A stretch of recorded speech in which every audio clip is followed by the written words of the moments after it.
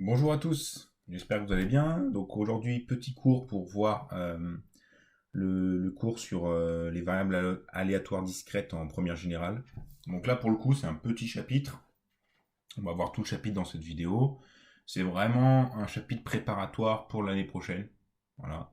On va mettre vraiment les bases des notions et après vous verrez vraiment ce que vous aurez besoin pour l'année prochaine et notamment pour le bac et puis pour vos études supérieures. Ça reprend quand même pas mal de choses de l'année dernière, de l'année de seconde. Euh, voilà. Donc on commence. La première question qu'on peut se poser, c'est qu'est-ce que c'est qu'une variable aléatoire discrète. Donc c'est la première définition que je vous ai mis. En fait, il faut imaginer qu'une variable aléatoire discrète, ça va être une fonction. Son ensemble de départ, ça va être toutes les issues possibles, donc l'univers, et elle va être à valeur dans R. Donc en fait, cette variable aléatoire, elle va associer à n'importe quelle issue de l'expérience aléatoire une valeur qui dépendra de la situation qu'on étudie. L'exemple classique, c'est vous avez un jeu de hasard. Selon l'issue qui va tomber, vous allez gagner ou pas une certaine somme d'argent. Donc votre variable aléatoire, elle associe à l'issue du jeu de hasard, la valeur d'argent que vous allez gagner ou pas. Voilà. On parle d'ailleurs de gain algébrique. On verra ça dans l'exemple. Donc, si vous voulez, une fois qu'on a une variable aléatoire, au lieu de parler d'événements, des issues qui tombent, on va associer l'événement à la valeur que va prendre la variable aléatoire. Donc on va noter l'événement x égale x. I, c'est l'événement qui regroupe toutes les issues qui mènent sur la valeur xi de la variable aléatoire. Donc je vous ai fait un petit exemple qu'on va étudier tout le long de cette vidéo. C'est un petit jeu, un petit jeu classique. Après, ce sera la même chose pour tous les jeux de hasard. On étudie un lancer de dés à 6 faces. Si on obtient un nombre pair, on va obtenir le nombre en euros. Et si on obtient un nombre impair, on va perdre 2 euros. Et j'appelle ça le jeu exemple parce que c'est ce que je vais utiliser dans cette vidéo. Et du coup, x, ça va être la variable aléatoire qui va associer à chaque résultat du dé le gain obtenu, donc le gain algébrique. C'est-à-dire qu'on peut gagner une somme négative, c'est-à-dire quand on perdra 2 euros. Donc si on étudie un petit peu cette variable aléatoire, hop.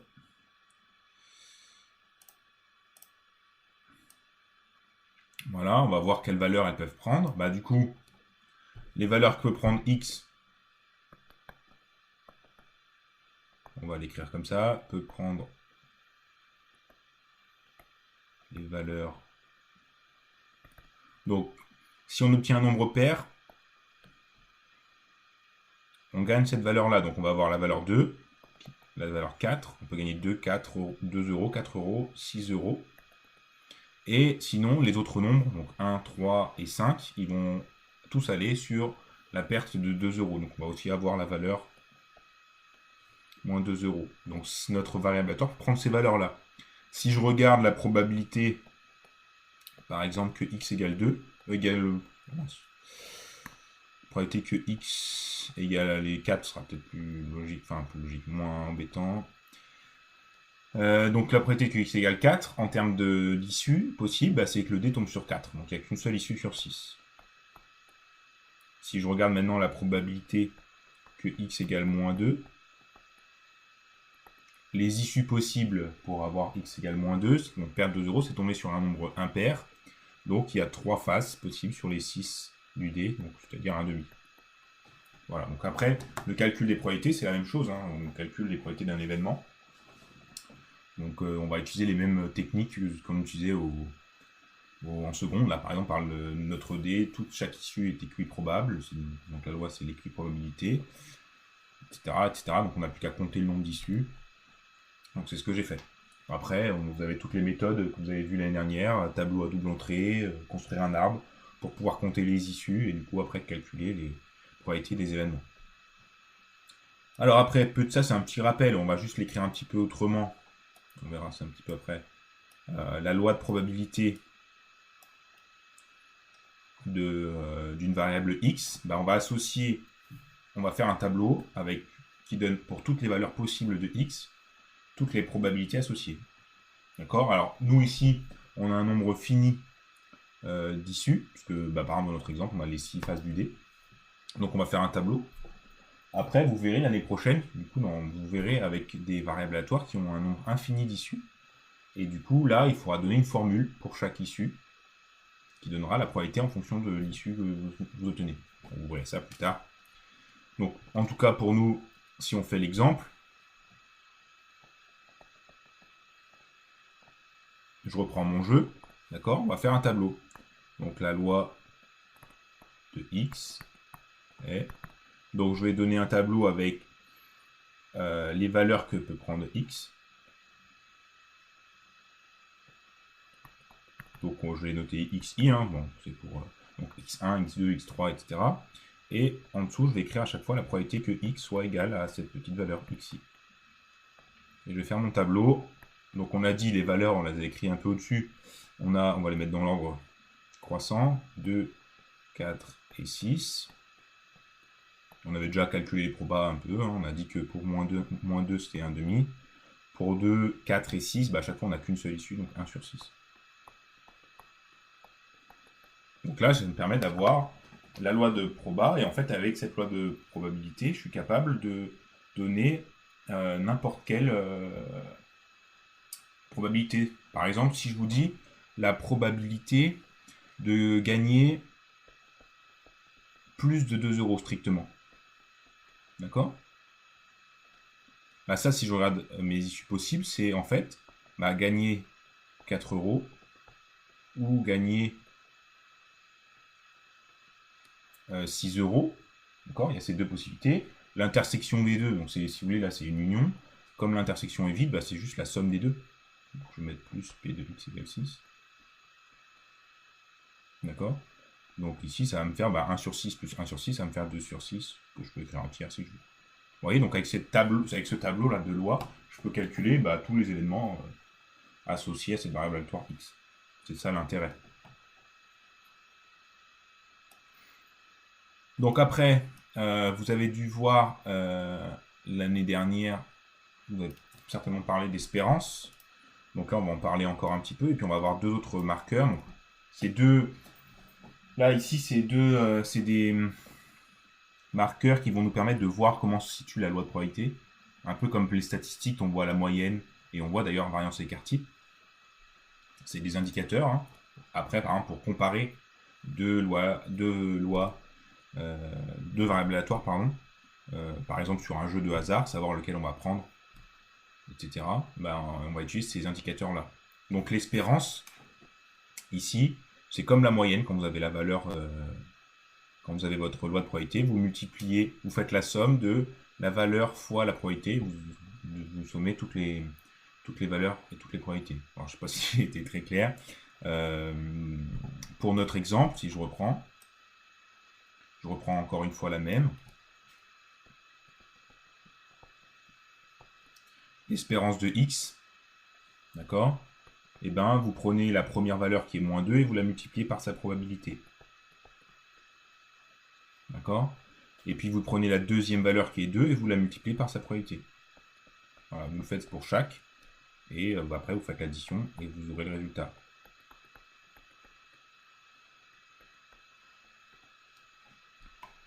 Hop, on va décaler un peu. Donc ça ressemble à une moyenne qu'on calcule grâce aux fréquences. Hein.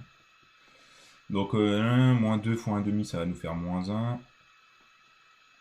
Plus 1 tiers. Plus 2 tiers. Plus 1.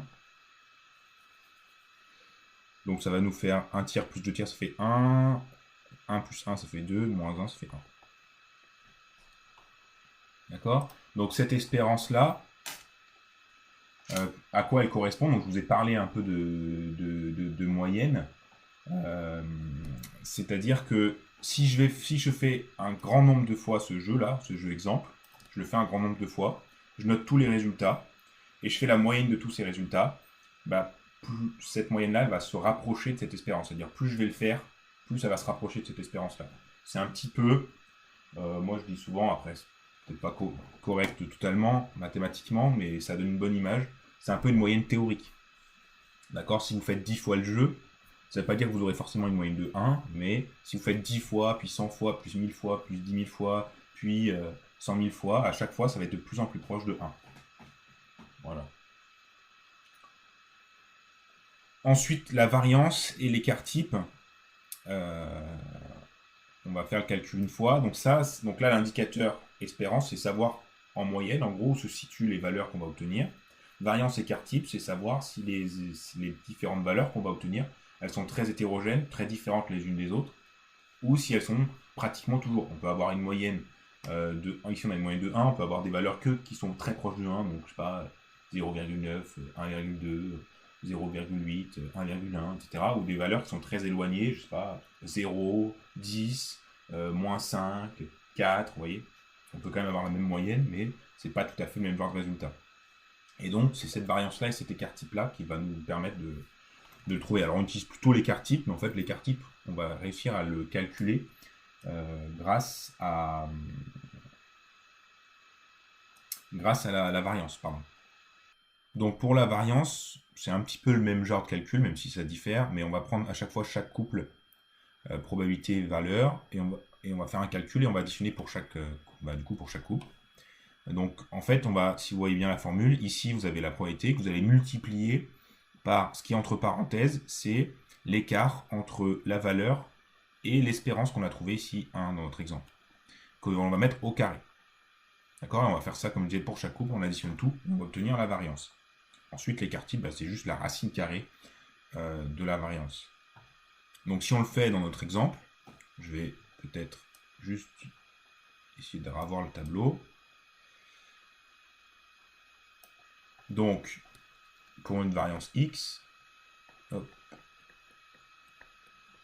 ici, ma première colonne du tableau, je vais avoir ma première probabilité, c'est 1,5, que je vais multiplier par l'écart entre la valeur, qui est moins 2, et l'espérance que j'ai ici.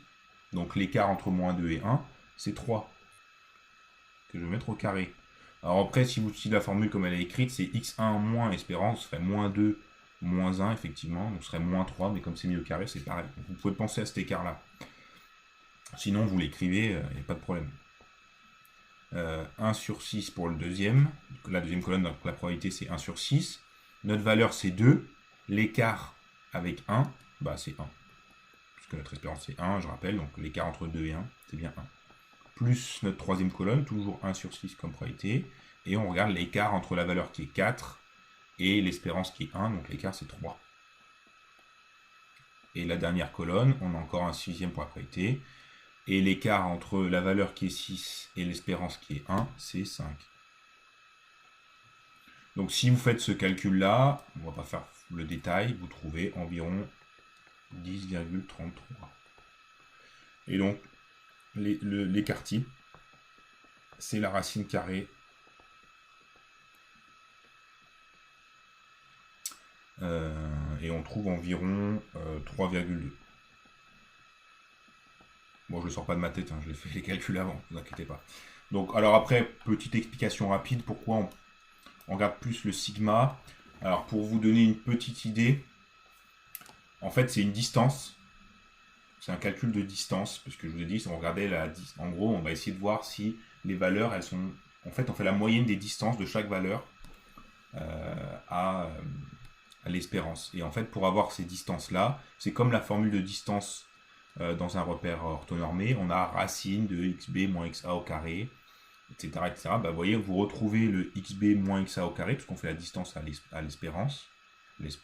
Et vous avez cette racine pour obtenir la distance, vous faites la racine de tout ce que vous trouvez à l'intérieur.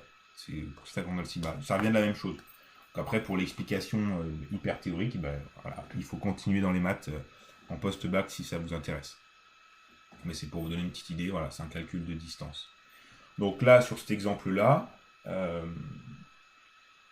ça veut dire que en gros, pour chaque valeur, la moyenne des distances à l'espérance, c'est 3,2. Donc comme ça n'a pas énormément d'intérêt. Comme je vous ai dit, c'est plutôt pour comparer entre deux jeux, par exemple. Si on a un écart type qui est plus grand sur l'un des jeux, ça veut dire que les valeurs sont plus hétérogènes dans ce jeu-là que par rapport à l'autre.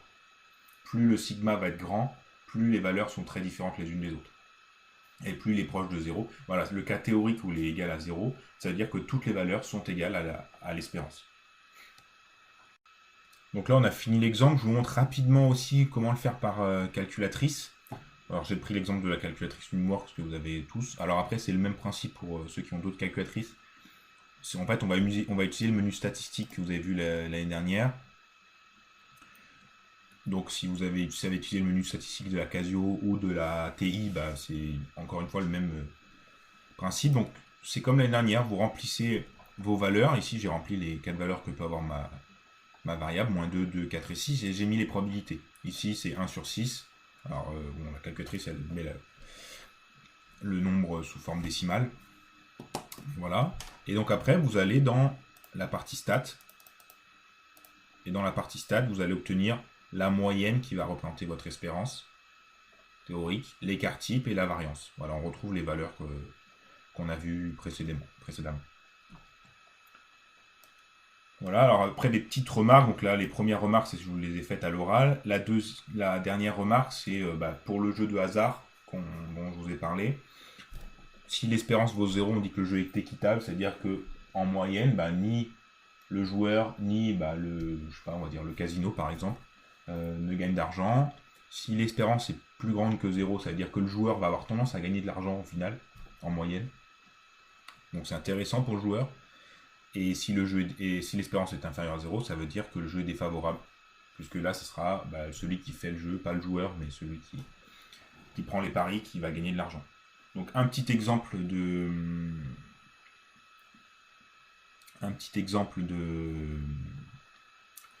d'application de ça, c'est par exemple si on prend un casino, je sais pas si vous n'avez pas tout à fait le droit encore d'y jouer si vous êtes en première, il faut avoir 18 ans, mais vous avez peut-être la roulette. À la roulette, rapidement, vous avez 36 numéros, d'accord, vous avez 36 numéros, et vous en avez du coup 18 qui sont noirs, et 18 qui sont rouges. Moi, je vais être en rouge.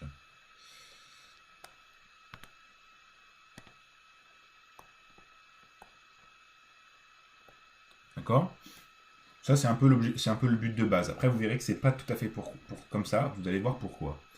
Et donc, vous avez le droit. Alors, vous avez plusieurs paris sur la roulette. Je vais prendre le pari le plus simple, c'est-à-dire qu'on va parier sur la couleur. Si jamais on parie sur la couleur, si on met une variable aléatoire x qui donne le gain, donc associé à la couleur le gain, d'accord, on peut l'écrire comme ça. D'accord. Donc dans les casinos, si vous pariez 1 euro sur la couleur noire et qu'elle tombe, on va vous rendre votre 1 euro et on va vous donner 1 euro de plus. D'accord. Vous allez gagner votre mise en fait. Si jamais vous perdez, on vous prend votre 1 euro. Donc mettons qu'on prenne quelqu'un qui mise 1 euro. D'accord. La variable aléatoire x, elle peut prendre deux valeurs. Soit il perd 1 euro, donc on va mettre moins 1, soit il gagne 1 euro, le joueur. Et la probabilité à chaque fois,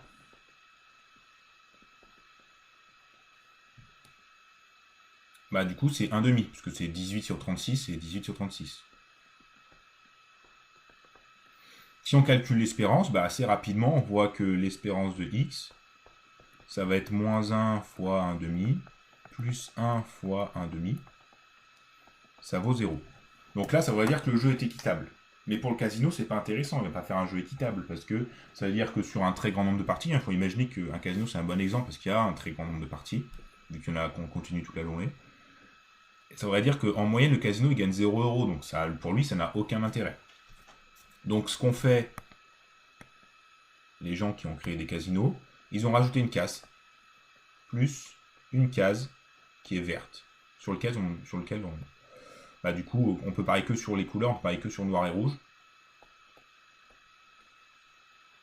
D'ailleurs, donc cette case, on a les 36 numérotées, la case verte, c'est la case 0. L'avantage de rajouter cette case, c'est que vous pouvez toujours parier sur le noir et le rouge, mais là, les probabilités vont changer.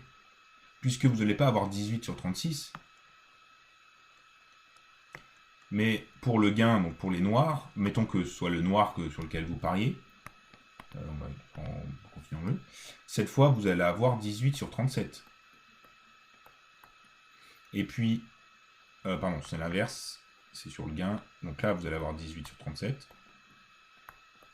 Et puis, là où vous allez perdre, vous allez avoir du coup les 18 rouges et la case verte. Donc 19 sur 37.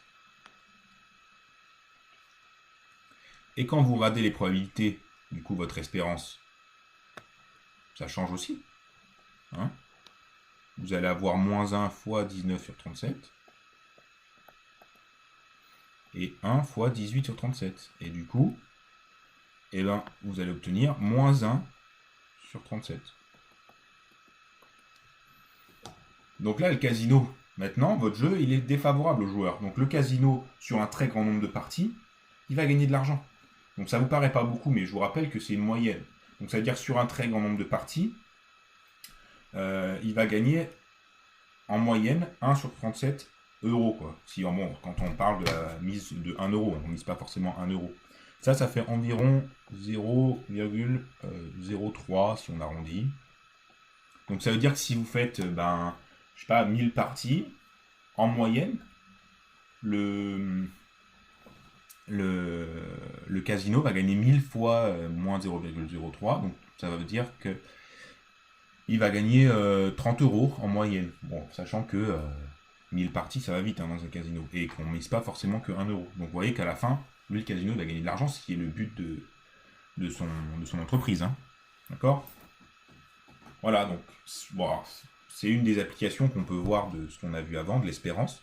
Ça a permis à ceux qui ont créé les casinos de calculer et d'anticiper les gains qu'ils allaient avoir sur le long terme, sur un grand nombre de parties. Voilà, donc j'espère que ça vous aura aidé à comprendre le chapitre. Donc comme je vous ai dit, c'est vraiment la base pour l'année prochaine. Donc je vous ai mis quelques exos, à vous de faire, je vous donne aussi la correction comme ça. N'hésitez pas s'il y a des questions, encore une fois, je suis toujours disponible par mail, etc. Voilà, j'espère que ça vous aura intéressé, passez une bonne journée.